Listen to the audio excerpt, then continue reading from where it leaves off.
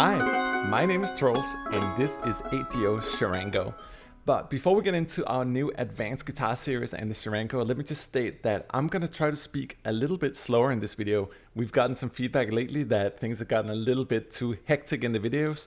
So I'm going to do my best to take a step back and you guys let me know if it makes a little more sense with me speaking slightly slower than I normally do. I'm really going to try my best. But today we're going to be looking at the new advanced guitar series Charango. And the Charango is a peculiar instrument. It's commonly widespread throughout the Andean regions such as Peru and Ecuador and Chile and Argentina and those kind of countries. And it has a very specific vibe to it. It's actually a 5-note instrument but with 10 strings. So each of the string sets are tuned an octave apart. And it's a high-pitched instrument as well. It sounds a little bit somewhere between a mandolin and a ukulele, if you will. And the way we sample it, and this goes for all our instruments in our advanced guitar series, is that we both did very deep, extensive multi-sampling of the instrument. Marked over here, you got your common articulations such as sustained flat, sustained vibrato, muted, harmonics, and strummer. You also have a true Hammer-On Legato function, so you can glide fluently between the frets. And you can also switch it off, which I'll do in this video. But on top of that, we also have a very extensive strumming engine that virtually offers you any possible rhythmic or chord variation you could possibly think of. Whether it's controlling the type of keys you want to do, whether it's designing your own strum patterns here, and we'll go into that in great lengths as well. We also have our faithful chaos effects here in case you want to mangle the sounds even further. But let's just get into it. If you notice down here, you can notice some strange hairs. And it's actually because the original Charango was made from armadillo shells. So that's why we put a little bit of hair on the UI here. Let me try to play something rather fast. The playing style for the Charango, both for the strumming and the solo stuff, is rather fast in terms of its sort of stylistic preference. So it's remarkably well programmed for that very fast and sort of aggressive style.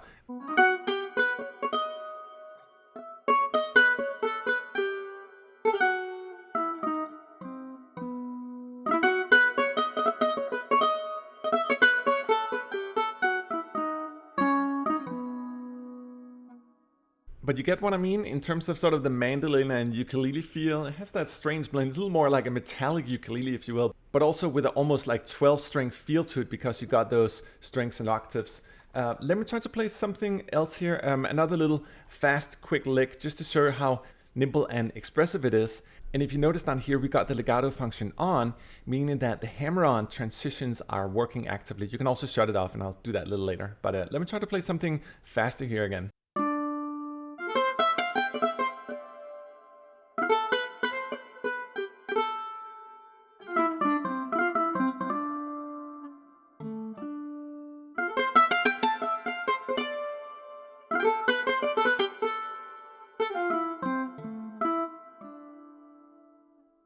And when I mentioned fast, it really plays fast. Let me just do a quick scale run here so you can hear how quickly you can actually play it.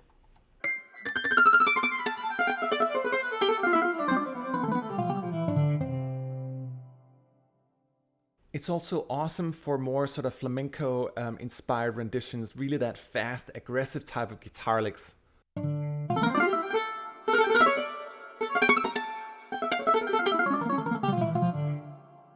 Almost like a Paco de Lucia kind of rendition. Let me try to play something else here, sort of in the same Spanish style.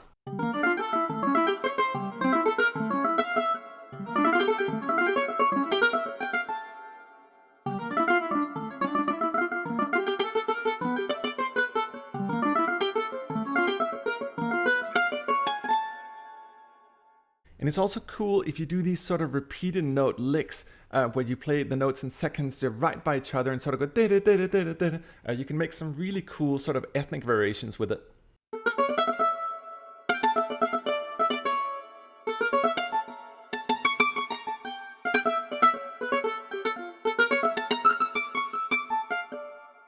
But it can also be a lot of fun to turn off the legato here. One of the great things is that obviously the instrument becomes polyphonic when you do it, but you also get a strum feature. So if you play more than one note, you get a natural strum sound on top of the notes. And it's really good for sort of rhythmic accentuation and a great supplement to the strumming engine in case you want to play it more freely in your hand. Let me show you here.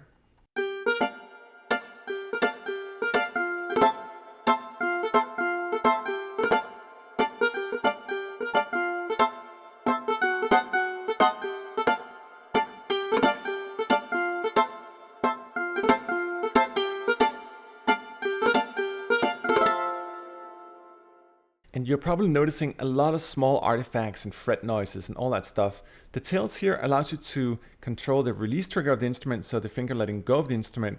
And down here, you got our artifacts, our chaos artifacts. So the engine will add a variety of small fret noises at logical positions and places while you're playing. It all happens automatically, but it really helps give a more live feel to the instrument. You get those natural small noises that occur when you're playing fast, for example, and letting go of the strings and all that stuff. Let me try to play another little phrase here, also with the legato switched off, and this time a little more inspired by the sort of natural South American traditions.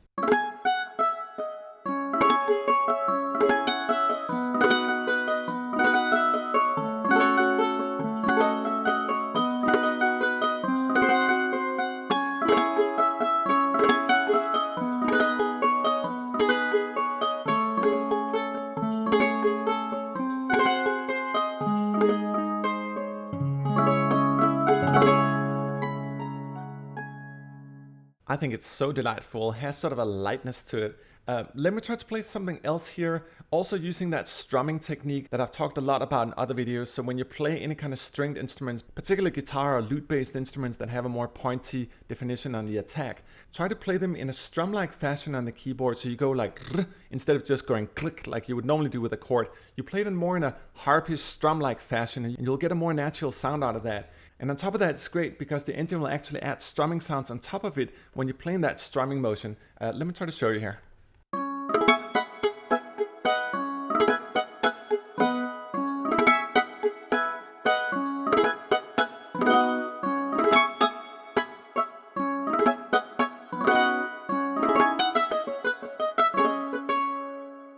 One of the other unique qualities with the Charango is its ability to sort of sound like different instruments.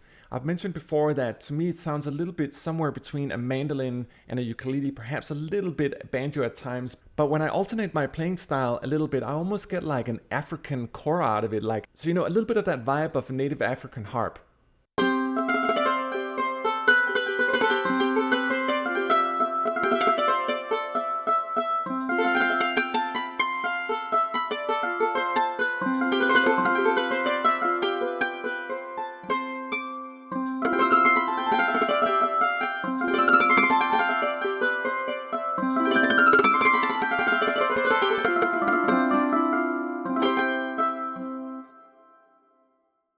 Now let's take a look at the Struma engine, and there's a couple of ways you can access it. You can either click Struma here, or you can click Struma down here, and when you do so, you'll be taken to our Struma page.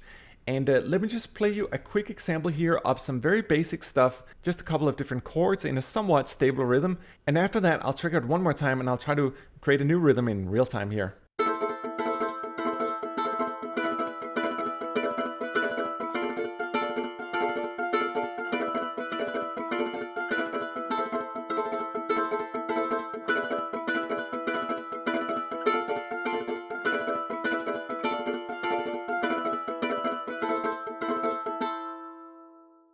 Alright, let me try to trigger that again and then try to build another rhythm.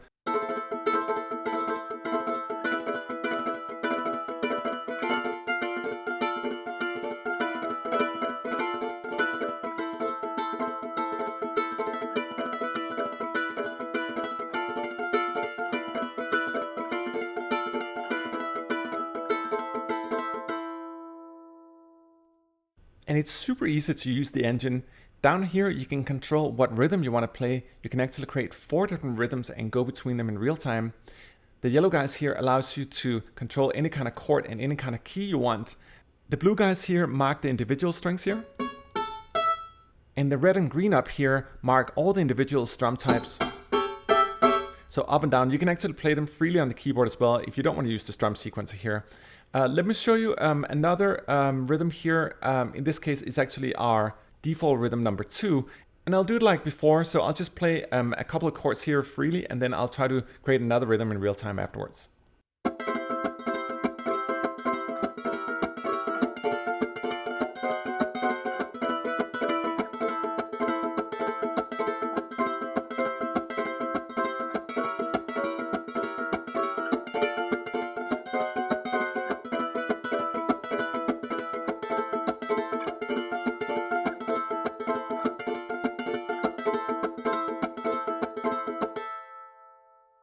Let me trigger that once again and try to create another rhythm in real time here.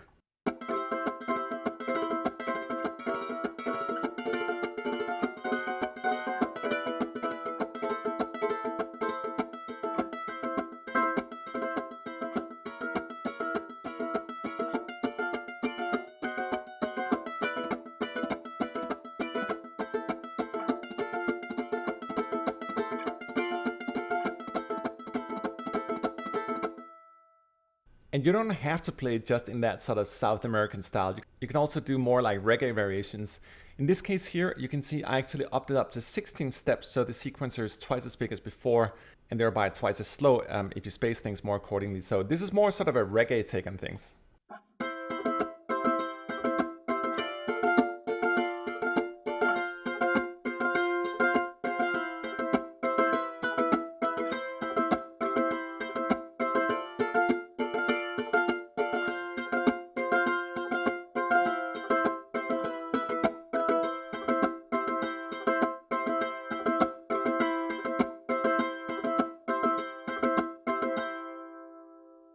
Let me try to mangle that a little bit rhythmically as well.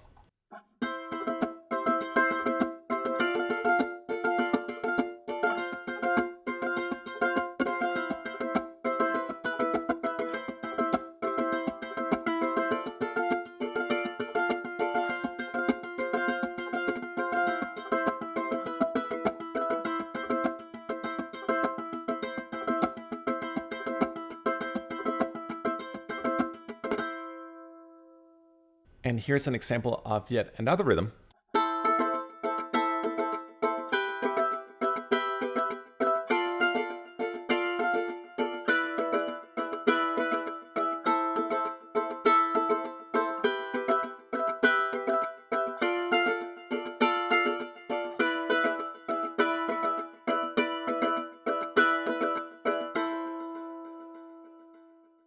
We also have presets in the library. Let me show you a couple of them. This is almost like a more mandolin sounding. You can see we have these front-faced effects here as well. Not only do we have the backside with the chaos effects, but you also have front-faced effects. You can always access them here by clicking effects. And in this case, there's a little bit of compressor on. It gives you sort of more pointy vibe.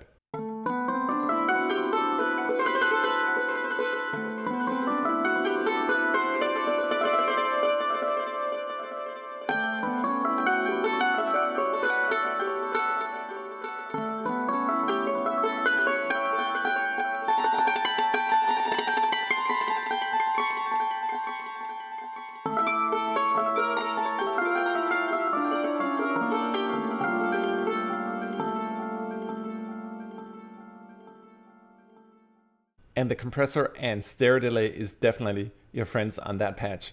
Let me try to play something else. This one is down tuned 36 notes here, so it's a basango if you want.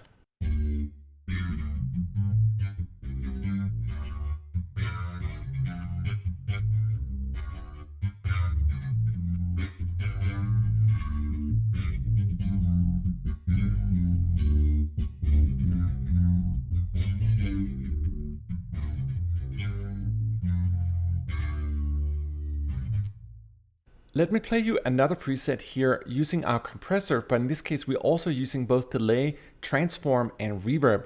Transform is great because it allows you to take convolution shots and use them as additional delays on top of the normal delay. And in this case we're playing with the harmonics of the core patch here, so you can do some really beautiful things by combining effects and again using the digital world of computers to mangle and manipulate the sound a little further than you would otherwise be able to in the sort of normal acoustic realm.